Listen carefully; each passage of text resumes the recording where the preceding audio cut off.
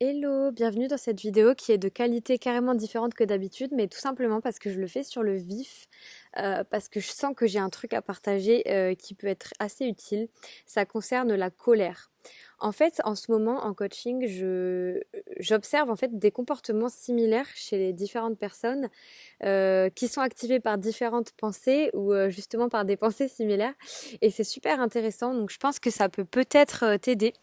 Et ça va concerner aussi les personnes qui, en fait, se sentent impuissantes ou qui ont peur de déranger et qui s'écrasent et qui font un petit peu comme l'autre veut. Voilà. Parce qu'en fait, ce que j'observe, c'est que il peut y avoir en fait ces deux personnes qui se retrouvent en conflit. C'est-à-dire la personne qui est en colère, qui s'énerve facilement ou qui va reprocher, qui va dire ce qui va pas, tout ça, qui va se sentir peut-être pas respectée, etc., qui va vouloir que l'autre change. Pour plein de raisons, pour des blessures qui reviennent, voilà. Quand il y a une blessure aussi de trahison où on peut être contrôlant et voilà, même peut-être parfois bourreau. Et en face, il peut y avoir la personne qui, elle, s'écrase un petit peu, qui prend pas d'initiative, qui en fait a du mal à prendre des décisions et qui va avoir tendance à faire comme le veut l'autre, comme l'autre veut. Et cette personne-là, ça va vraiment trop l'énerver en fait, que celle-là, elle fasse rien. Parce qu'elle se dit, mais pourquoi elle fait rien? Je comprends pas, ça fait 500 fois que je lui dis, nanana. J'ai été cette personne, hein, donc je vois le schéma. Où voilà, ça peut être agaçant et on répète les mêmes choses, on répète les mêmes choses. Et on est dans notre truc, donc on est dans notre truc, on a raison, voilà, pour nous c'est comme ça, et ça m'énerve, et ça me fait mal, et l'autre il m'agace, et l'autre il m'attaque, et l'autre il fait exprès, voilà.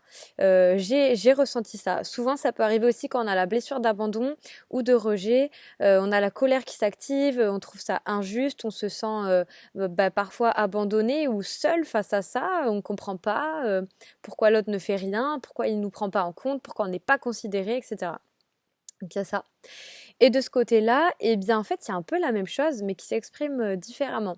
Alors, attendez, j'essaye de me mettre dans ce mood, parce que là, j'étais coincée dans l'autre. C'est une artiste que je connais personnellement en plus, donc voilà. Et dans ce mood-là, eh ben là, on a une personne, en fait, qui a peur de déranger, qui a peur d'être rejetée, et qui a tendance à en fait tout faire comme l'autre veut parce qu'elle connaît pas ses besoins, parfois c'est une personne timide, elle connaît pas ses envies, elle a peur de tout le temps, elle a tout le temps peur de mal faire en fait. Elle a tout le temps peur de mal faire et moi ce que je vois en coaching, c'est alors ça dépend parce que tout le monde est unique mais ce que je vois chez cette personne-là, ce type-là, je pense qu'on peut mélanger les deux au passage, hein, selon avec qui on parle. Ce type-là, donc la personne qui est un peu impuissante ou qui s'écrase, qui va peut-être rien dire, pas oser dire ce qui dérange, tout ça, elle va avoir aussi tendance à se victimiser, à dire bah voilà, t'as raison, moi je suis comme ça, ou s'auto-clasher, s'auto-descendre pour régler le conflit.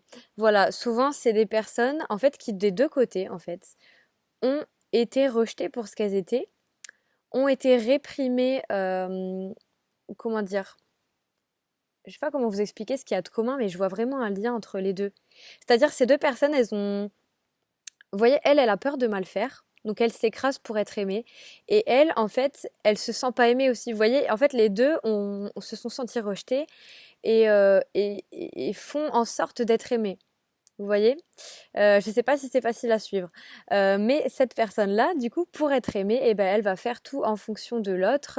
Elle va faire, par exemple, voilà, un exemple qui est ressorti dans plusieurs coachings, c'est par exemple le choix du programme de la télé ou le choix d'activité où cette personne, elle va dire, bah, comme tu veux, je sais pas. J'ai été cette personne. Et il y a cette personne qui va être là, mais dis-moi, je sais pas, qui va proposer, qui va en avoir marre de proposer parce qu'en fait, toute la responsabilité lui revient sur elle.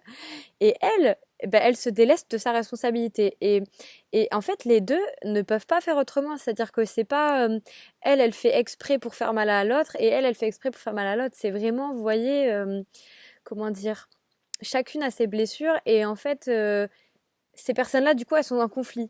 Ça va tout le temps faire un conflit ou beaucoup. Et souvent, c'est quand chaque personne va rester dans son ego, en fait. Parce que du coup, elle a ses torts et elle a ses torts. Et en fait, chaque personne a un truc à travailler. Cette personne-là, elle a besoin d'apprendre à s'affirmer, d'avoir confiance en elle, de s'estimer, de dire, bah voilà, là, j'ai pas envie de faire ça, ou là, voilà. Parfois, elle ne sait même pas, donc elle a besoin d'apprendre à connaître ses envies, ses besoins, etc. Et elle a besoin en fait de sortir de sa colère, de son l'autre fait exprès. euh, et elle a besoin en fait un peu d'apprendre parfois à respecter l'autre, on va dire, à lui laisser du temps. Et voilà, à lâcher le contrôle en fait, à lâcher le contrôle. Et, euh, et que te dire de plus? J'aimerais pouvoir te dire tout ce qu'il y a dans mon esprit, mais franchement, c'est assez complexe, surtout que là, c'est à chaud. En tout cas, ce qui m'est venu après ça, c'est vraiment quelques conseils, entre guillemets. Dans le sens où cette personne-là, donc la personne un peu impuissante qui s'écrase et tout ça, en fait, elle souffre de la situation parce qu'elle est rabaissée, elle se sent nulle, on lui fait des reproches, donc elle essaye de faire mieux, mais du coup, comme elle a peur de mal faire, et ben elle fait rien, et donc ça énerve la personne qui là attend que cette personne fasse mieux. Vous voyez ce que je veux dire? En fait, il y a vraiment un cercle vicieux entre les deux, et donc il faut vraiment que les deux personnes, en fait, elles se retrouvent dans un espace, voilà, un espace qu'elle crée et que elle commence par dire par exemple ses torts, voilà. Tout ce qu'elle fait de mal, que peut-être elle la rabaisse sans faire vraiment exprès, que peut-être elle la blesse, euh, et voilà, qu'elle dise tout ce qu'elle peut faire de mal, et aussi ce qu'elle reproche, et elle demande à l'autre de dire mais vraiment voilà, dis-moi maintenant tout ce qui te blesse que je fais. Parce qu'en fait cette personne-là en général, elle a beau faire peur à l'autre, mais elle est capable en général d'entendre et de se remettre en question. Donc la personne qui est ici, si elle lui dit cash, alors sans accuser, hein, sans dire tu es comme ça, tu es conne, enfin voilà, vous avez bien compris, mais en disant mais là tu me fais mal et puis je sais pas, c'est dur quand tu me dis ça. Voilà, en fait, elle dit elle tout ce qui va la blesser. Ça va permettre de, vous voyez, de rassembler les deux en fait, et de comprendre les torts chacun de son côté. Et puis après, voilà, il y a un travail à faire aussi chacun de son côté. Alors parfois, on arrive à un tel stade qu'en fait, il y a eu trop d'incompréhension, trop de blessures, et parfois, voilà, ça marche vraiment plus. Mais justement, avec cette situation, je pense que c'est vraiment hyper intéressant que chaque personne travaille sur les leçons qu'elle peut en retenir, et aussi de pas tout mettre sur l'autre, c'est-à-dire de pas mettre toutes les attentes du changement de la situation sur l'autre, parce qu'en fait ça vient vraiment de nous. Et ça, croyez-moi que c'est dur de s'en rappeler, hein. Moi-même j'y travaille chaque jour, encore plus depuis que je suis coach, parce qu'en fait je peux pas demander à mes coachés de faire quelque chose que je ne fais pas, ou je peux même pas, en fait c'est ça le pire, c'est que je ne pourrais même pas voir chez eux ce qui fonctionne pas si chez moi je le travaille pas, vous voyez. Donc c'est un travail constant. Et pour donner mon exemple, quand je me replonge dans cette situation, ce qui moi m'arrive parfois, voilà, c'est de croire que l'autre fait exprès et que du coup il me prend pas en considération quand il fait pas ce que je lui ai demandé, quand quand par exemple, voilà, par exemple, je suis cette personne en fait. J'ai de l'injustice. Je trouve que c'est pas juste que la personne elle m'ait pas répondu. Je trouve que c'est pas juste qu'elle m'ait pas aidé à descendre les courses. Vraiment, je trouve ça injuste et je trouve qu'elle me considère pas, et je me sens pas aimée. En fait, voilà, c'est ça. Je me sens pas aimée. Et donc à ce moment-là, moi, ce que je vais devoir travailler, c'est ma peur de ne pas être aimée. C'est vraiment, c'est ça, la peur de ne pas être aimé, de vraiment travailler là-dessus pour ne plus poser des attentes sur l'autre et lui reprocher, reprocher, reprocher. Parce qu'en fait, cette personne-là qui m'a pas aidé, supposons, et bien parfois ce qui lui arrive, donc déjà quand je lui fais les reproches, ce qui lui arrive, c'est qu'en fait elle se sent accablée de plein de reproches, elle se dit mais comment je vais faire face à ça, elle se sent pas bien, alors elle va se braquer, elle va plus rien faire. Et vous, ça va vous énerver.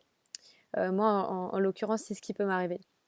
Et cette personne-là, en fait, quand vous l'accablez, elle se sent pas aimée non plus. Donc en fait, elle doit aussi travailler sur sa peur de pas être aimée et ne pas prendre les choses personnellement. Donc en fait, des deux côtés, voilà, vous savez quoi, on arrive sur la conclusion. Des deux côtés, le truc, c'est de ne pas prendre les choses personnellement. C'est-à-dire qu'en fait, en réalité, on est tous responsables de nos émotions. Alors dans une certaine mesure, parce qu'on peut quand même s'entraider et tout ça, mais on est tous responsables de nos émotions, et du coup, on peut pas faire reposer sur l'autre tout ce qui va pas, vous voyez, tout ce qui nous dérange, et attendre que l'autre change. C'est comme dans les relations amoureuses où on va avoir tendance parfois à vouloir changer l'autre pour que ça marche. J'ai moi-même attendu ça. extrêmement longtemps dans des relations passées. C'est là où ça a été mon erreur et j'ai mis très longtemps à le voir.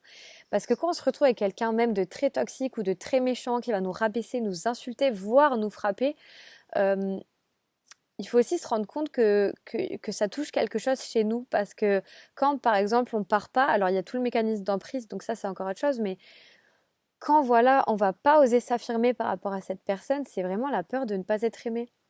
Parce que vous voyez, moi, c'est une remarque qu'on m'a fait quand j'ai été dans des relations toxiques. On m'a dit, mais il est passé où ton caractère? Je comprends pas. Tu dis plus rien en fait. T'es devenu, voilà. Et bien là, ça devient, vous voyez, cette personne. C'est-à-dire, ça devient la personne qui a tellement peur de déranger, de ne pas être aimée, de mal faire face à quelqu'un qui lui fait des reproches en fait. Et bien que du coup, elle s'écrase et à côté de ça, elle peut s'affirmer aussi et redevenir cette personne. En fait, vous voyez, on peut même osciller entre les deux, hein. Donc, il y a vraiment un triangle là qui se fait entre entre tout le monde. C'est-à-dire qu'on passe de sauveur, je veux t'aider, à victime, je suis une victime, tu me fais du mal, gna gna gna gna gna. Et en même temps, bourreau, où on rabaisse, on attaque, etc. Il faut vraiment casser ce cercle-là, enfin ce triangle-là, du coup, pour utiliser mon expression. Et je sais que c'est pas très facile sur le moment. Et c'est pour ça que là, ce qui me vient, attendez, je vais baisser ce truc, parce que ça me gêne la lumière en fait. Je suis dans ma grotte là, vous voyez. Ah ouais, on voit vraiment pas très bien. Bon, ok, on va améliorer quand même un petit peu. Ce qui me vient là, tout de suite, c'est de vous proposer une sorte de séance de FT. Alors, je suis pas du tout la pro, hein. Je vous explique, j'étais censée me former pendant le confinement, mais j'ai pas pu. Mais du coup, je le fais moi-même toute seule. Donc là, je vais dire ce qui me vient. Vous pouvez le faire avec moi si vous voulez, si vous êtes dans une colère ou dans une impuissance. Euh, je vais dire ce qui me vient. Alors, pour expliquer le principe. Donc, d'ailleurs, je pense que je vais enlever mon pull parce que vous allez rien voir. Mais alors, en gros, les points, moi que j'ai appris, donc il y a celui-ci qu'on n'utilise pas tout le temps, c'est le point karaté. Le point ici, donc au creux, là, au centre de la tête, vous pouvez tapoter. Ici, ici, ici, ici, là et en dessous ici. Donc c'est pour ça, je vais enlever mon pull et je vais vous montrer moi en fait comment je fais en ce moment pour me calmer quand j'ai une grosse colère, quand je me sens impuissante, quand je me sens abandonnée, quand je me sens rejetée. Vraiment, ça marche pour tout. Donc c'est ça qui est fantastique en fait. Alors, je vous fais pas attendre quelques secondes, il n'y aura pas de montage pour cette vidéo, donc du coup vous suivez tout avec moi. Hop. Ah, alors, du coup, donc je me mets dans la peau de cette personne, de ces deux personnes d'ailleurs, et je vais voir ce qui me vient. Donc, ce qui me vient au début, tout simplement, c'est alors. Vous voyez, vous pouvez fermer les yeux, vous pouvez faire comme vous voulez. L'important, en fait, c'est d'exprimer ce que vous ressentez. Alors, il y a plus de précision normalement si vous formez sur la technique.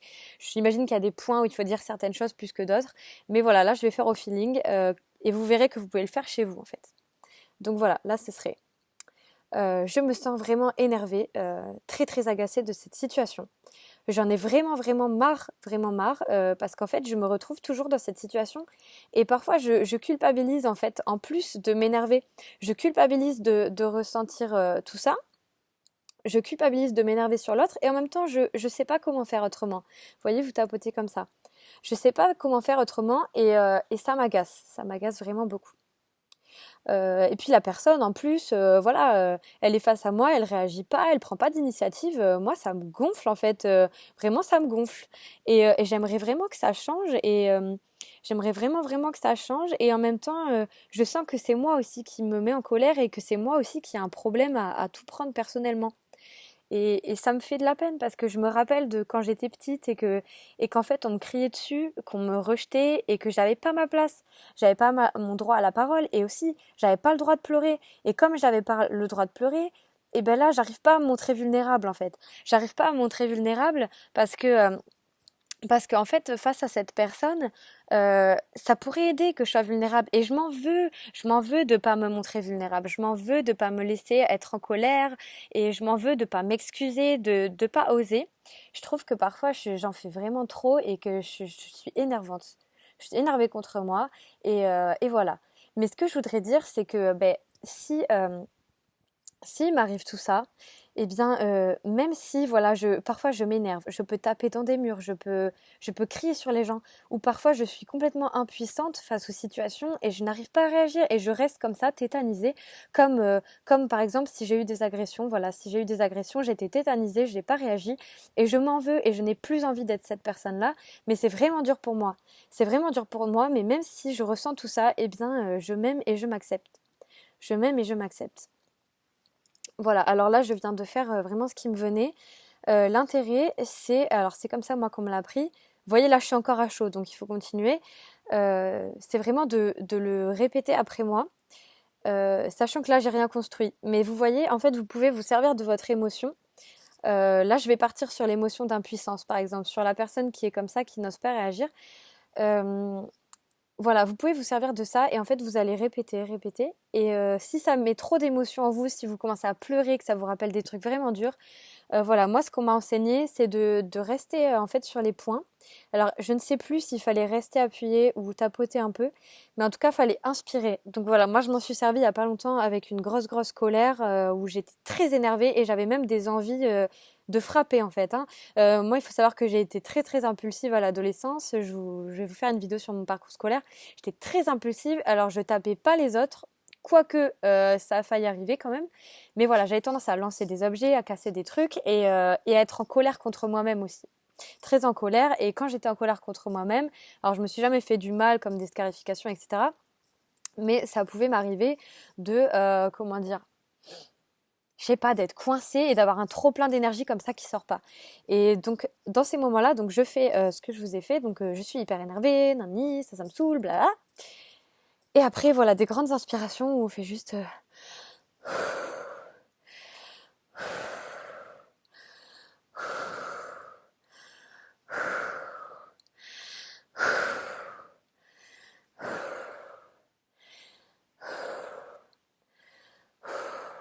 vous voyez, quand je suis en train de faire ça, je vous jure, ça me donne chaud en fait.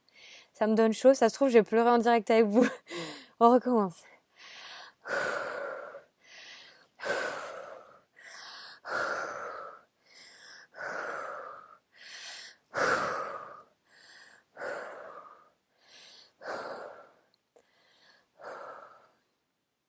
Alors, on peut calmer la respiration. On va prendre vraiment des grandes inspirations parce que ça peut aussi mettre de l'angoisse.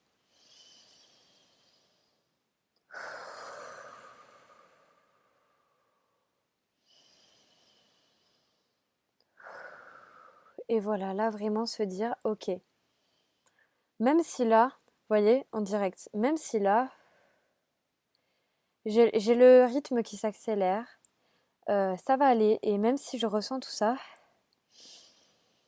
eh bien je m'aime et je m'accepte. Même si, parfois, vous pouvez répéter après moi, même si parfois j'ai envie de frapper les gens, je me rends compte que c'est pas normal. J'ai envie de moi-même me taper, j'ai envie de me faire mal. J'ai envie de... Voilà, parfois quand je suis vraiment trop énervée, je sais pas comment faire. Et vraiment, je sais pas comment faire, je suis perdue et je pense que je peux être indulgente avec moi. Et parfois, je suis pas indulgente avec moi. Je suis pas indulgente avec moi et ça m'énerve d'être aussi méchante avec moi. Et je sais pas comment faire. Je sais pas comment faire et je suis en colère. Mais même si il m'arrive tout ça, même si je suis en colère contre moi-même, même si je fais du mal aux autres, eh bien je m'aime et je m'accepte. Je m'aime et je m'accepte, je m'aime et je m'accepte. Vous pouvez le répéter plusieurs fois. Si jamais ce qui vous fait du bien, par exemple moi l'autre jour c'était la phrase qui me faisait du bien, c'était euh, je crois que c'était j'ai le droit d'être en colère. Je crois que c'était j'ai le droit d'être en colère et je ne suis pas sauveuse des situations. Voilà. Je ne suis pas sauveuse des situations. Je ne suis pas sauveuse des situations. Et même si parfois je suis impuissante et que je ne sais pas comment faire, eh bien je ne suis pas sauveuse des situations et je peux tout simplement laisser passer. Et même si je n'arrive pas forcément à gérer sur le moment, eh bien, je m'aime et je m'accepte. Je m'aime et je m'accepte d'être une personne qui parfois est en colère. Je sais que c'est dû à mes blessures, à ma mère qui a pu être injuste avec moi, à mon père qui a pu être injuste avec moi. Et je sais que c'est dû à ça, mais que même si j'aimerais le changer et que je n'y arrive pas, eh bien, même si ça arrive, eh bien, je m'aime et je m'accepte. Je m'aime et je m'accepte. Voilà, vous pouvez répéter ce que vous voulez. Si vous, là, ce qui vous fait du bien, c'est c'est autre chose, répétez-le et voilà, vous suivez ce circuit. Et si vous le faites petit à petit, alors vous avez pu voir par exemple quand j'ai fait le très rapide, le problème avec ça par contre c'est que ça peut vous... Non, on va expliquer. En gros, moi ce que ça me fait, parce que voilà, je suis pas encore praticienne EFT donc je peux pas tout vous dire là-dessus, mais moi ce que ça me fait, c'est que je vois que ça me coupe de ma pensée. Donc ça c'est intéressant parce qu'en fait comme je respire très vite, ça me coupe du schéma d'émotion. Quand vous êtes dans l'émotion et que voilà, que ça bloque, que c'est trop intense pour vous, ça va un peu vous sortir de ça. Et en même temps, ça peut amener sur de l'angoisse parce que vous allez respirer vite.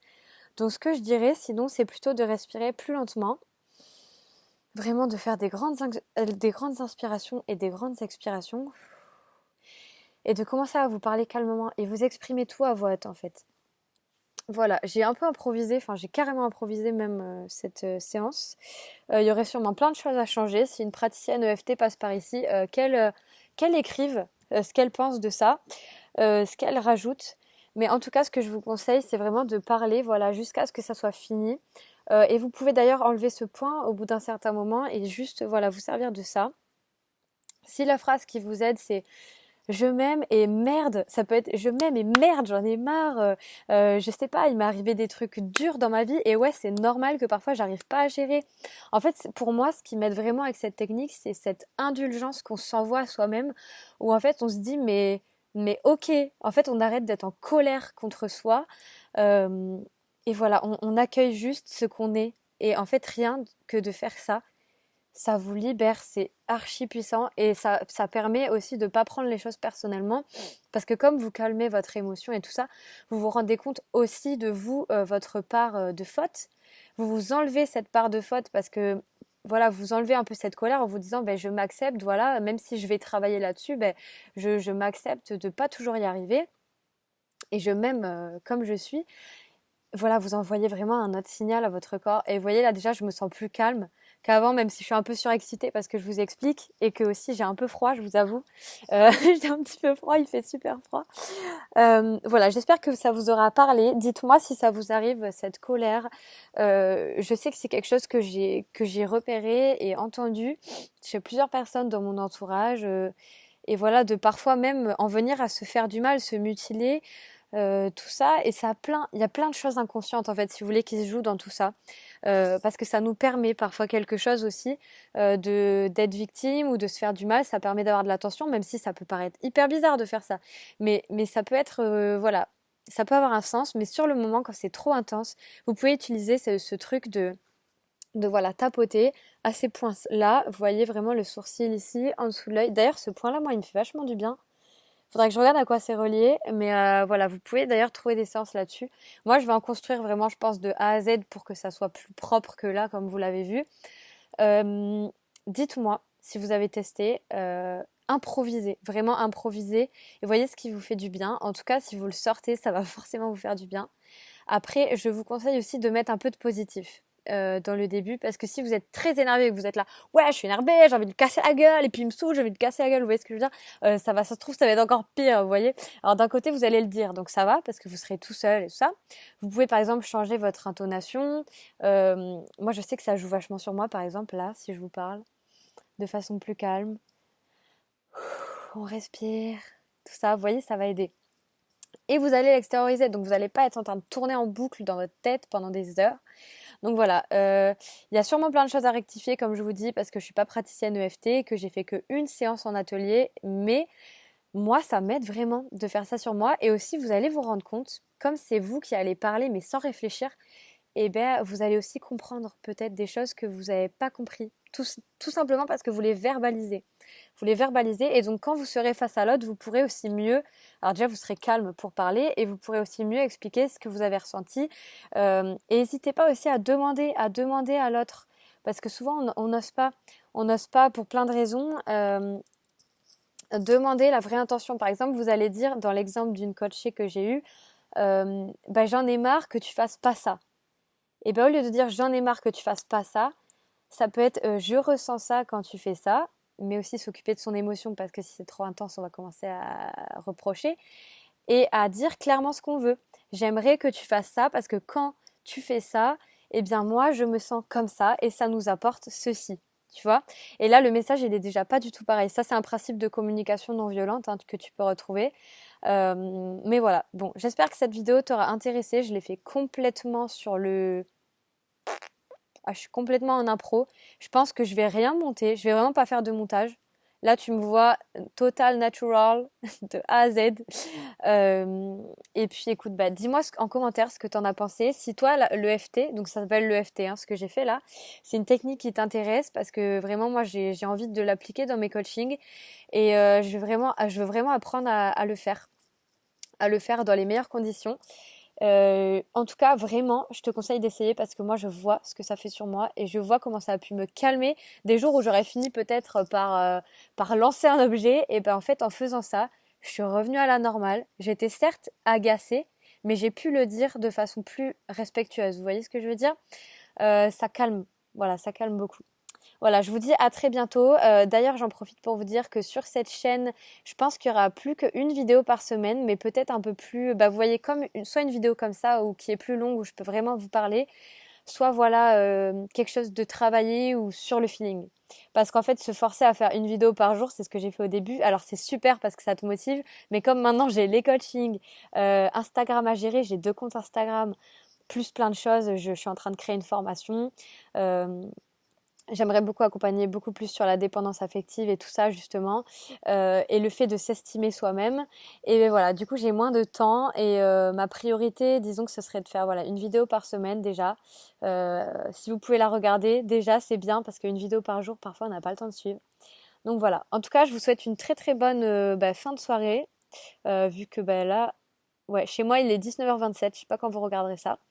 Et puis j'espère que cette vidéo a pu vraiment vous faire du bien et testez ce truc-là et venez me dire ensuite en commentaire ce que ça vous a fait ou quel blocage il y a eu si ça n'a pas trop marché. Voilà. Allez, salut!